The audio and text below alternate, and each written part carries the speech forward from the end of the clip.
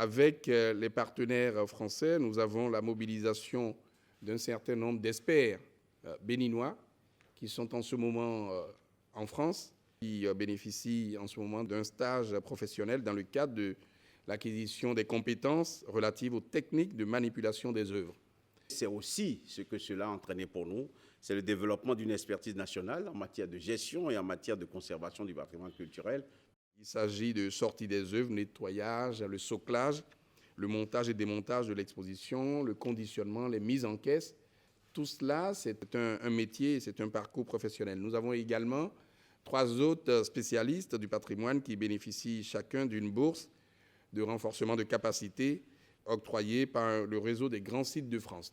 Nous avons par ailleurs 60 professionnels du patrimoine qui participent à un cycle de sessions de renforcement de capacité en médiation culturelle animé par l'École du patrimoine africain et d'autres professionnels béninois dans le domaine de la sécurité et de la sûreté pour que nous ayons des conditions aux standards internationaux. Ceci traduit une volonté partagée de créer un nouveau cadre relationnel qui facilite l'accès aux œuvres d'art et leur circulation.